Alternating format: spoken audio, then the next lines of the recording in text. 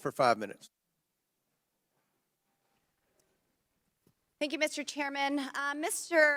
Matt Taibbi, a respected reporter who published much of the Twitter files, said, quote, Twitter's contact with FBI was constant and pervasive, as if it were a subsidiary. Now, I want to better understand why he would suggest that. Mr. Roth, while at Twitter, how many meetings did you have with the FBI? I couldn't say for sure, but I would More say than 10? That's a More than reasonable 20? estimate. I couldn't say for sure. More than 50? That seems a bit high.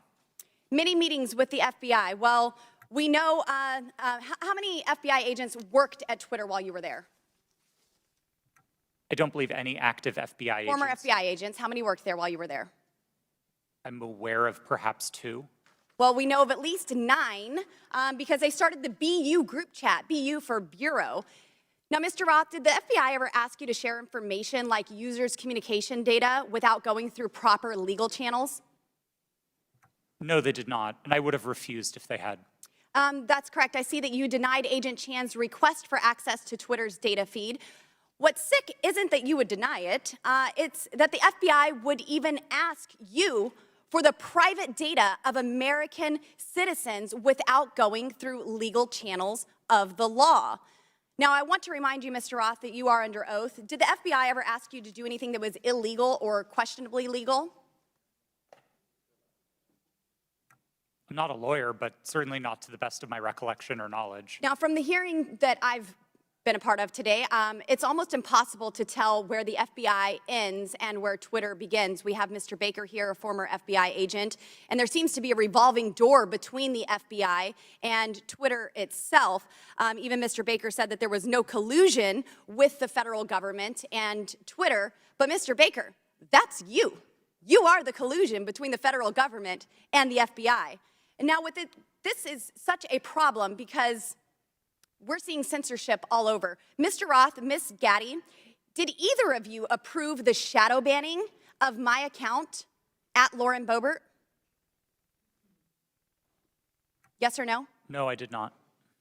Not to the best of my recollection. Well, let me refresh your memory, because on March 12th, 2021, and Mr. Roth, I know you looked at it because Fascist Twitter 1.0 had a public interest exceptions policy, which means for members of Congress to be shadow banned, it had to go before you, Mr. Roth. So I'll ask again, did you shadow ban my account, yes or no?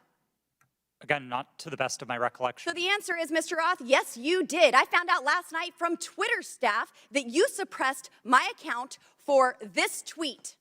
It's a freaking joke about Hillary Clinton being angry that she couldn't rig her election. It's a joke, but in response, being the sinister overlords that you all are, you placed a 90-day account filter so I could not be found. And now we see here that Twitter staff said the visibility filter on my account excluded me from top searches, prevented notifications for non-followers, and much more. This is considered an aggressive visibility filter. You silenced members of Congress from communicating with their constituents. You silenced me from communicating with the American people over a freaking joke. Now, who the hell do you think that you are? Election interference? Yeah, I would say that that was taking place because of you four sitting here. The Hunter Biden laptop story was suppressed. A sitting member of Congress was suppressed. A sitting president was banned from Twitter. You know, I bet that Putin is sitting in the Kremlin wishing he had as much election interference as you four here today. We've heard about threats to democracy. Well, what about shutting down a duly elected member of Congress? This is fundamental to our nation's governance, and you all attacked that very foundation. 230 protections? Well, those are for publishers, not for editors. And it's clear you were not acting as publishers, you were acting as editors. And Mr. Chairman, I think it's far past time that we remove 230 protections for big tech platforms who are abusing this protection. And let me just say, I'm not angry for myself. I'm not angry because I was silenced. I can reach out to Elon and to his staff, and I can see what's happened. And I can sit here today and hold you all in account.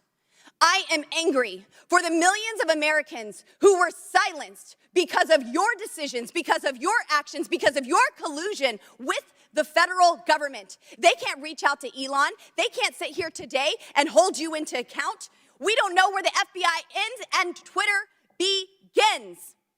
But I do want to thank Mr. Elon Chairman, we're Musk over for 17 firing seconds now. you for and saving free speech and even Twitter.